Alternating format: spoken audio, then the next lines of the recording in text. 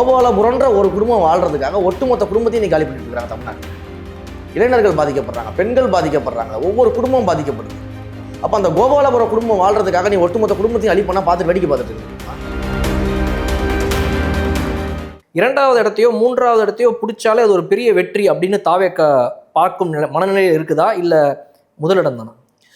எங்களை பொறுத்த வரைக்கும் ஆட்சி அதிகாரத்தை கைப்பற்றுவது தான் எங்களுடைய நோக்கம். 2026 தேர்தலில் முதல்ல எங்களுடைய அரசியல் எதிரியான இந்த ஜனநாயகத்திற்கு விரோதமாக செயல்படுற திமுக ஆட்சியை வீட்டுக்கு அனுப்பணும். பண்ணையார் ஆட்சிக்கு முடிவு கட்டிட்டு மக்களாட்சியை அவங்க கொண்டு வரணும். இதற்கு தான் நாங்கள் போராடுறோம். நாங்கள் 2வது இடத்துக்கோ 3வது இடத்துக்கோ போட்டி போடுறதா இங்கே வரல. நாங்கள் மாற்று கட்சியே கிடையாது. அதனால தான் நாங்கள் சொல்கிறோம், எல்லா அரசியல் கட்சியும் நாங்கள் மாற்றுன்னு வந்தாங்க பார்த்தீங்களா, அந்த மாற்றுலாம் இன்றைக்கி எங்கே இருக்குன்னா எல்லா மாற்றும் போய் திமுகலே போய் கரைஞ்சிருச்சு. நாங்கள் அந்த மாற்று கிடையாது. நாங்கள் அதனால் தெளிவாக சொல்கிறோம், நாங்கள் மாற்று சக்தியே கிடையாது, நாங்கள் முதன்மை சக்தின்னு சொல்கிறோம். ஏன் நாங்கள் முதன்மை சக்தின்னு சொல்கிறோம்னா, இந்த ஆட்சியாளர் தூக்கிட்டு அந்த இடத்துல நாங்கள் மக்கள் ஆட்சி கொடுக்கணும், நாங்கள் ஜனநாயக முறைப்படி ஒரு ஆட்சியை கொடுக்கணும்.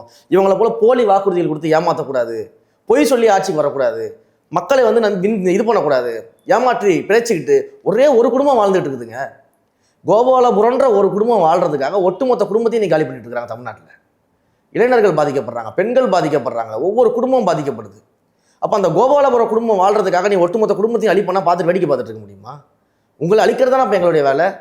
அப்போ இந்த அரசியல் அதிகாரத்தை உங்களை தூக்கி எறிகிறதுக்காக தான் நாங்கள் வந்திருக்கோமே தவிர்த்து 2வது இடத்துக்கு 3வது இடத்துல நாங்கள் வரல. நாங்கள் உங்களை தூக்கி எறிஞ்சிட்டு ஆட்சி அதிகாரத்தை கைப்பிடிக்க நாங்கள் வந்திருக்கோம்.